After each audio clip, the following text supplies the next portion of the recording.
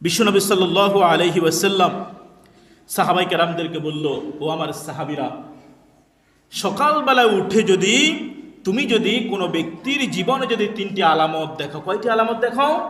তিনটি আলামত দেখাও, তাহলে তুমি বুঝে নিবা যে ওই ব্যক্তি প্রকৃতভাবে সুখী। ওই ব্যক্তি প্রকৃতভাবে যেই সুখের মধ্যে কোনো বেজাল নাই। সাহাবায়ে কেরাম বলল, ইয়া রাসূলুল্লাহ সাল্লাল্লাহু আলাইহি ওয়াসাল্লাম, ওই তিনটি আলামত কি?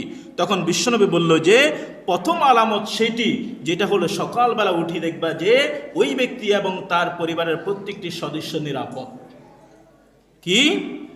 নিরাপদ।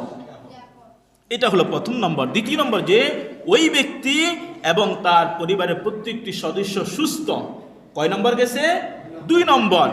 আর তৃতীয় নম্বর যেটি বলেছেন যে ওই ব্যক্তি এবং তার পুরো পরিবারের জন্য তার কাছে যদি একদিনের খাওয়া সংরক্ষিত থাকে, একদিনের খাওয়া থাকে, তাহলে তুমি বুঝে নিবা যে ওই ব্যক্তির মতো সুখী ব্যক্তি আল্লাহ তাআলার কাছে আর কোনো কেউ হতে পারে না। সুবহানাল্লাহ। তৃতীয় নম্বরটি বুঝেছেন? কি বলেছে? একদিনের খাওয়া। কয় দিনের খাওয়া? একদিনের খাওয়া।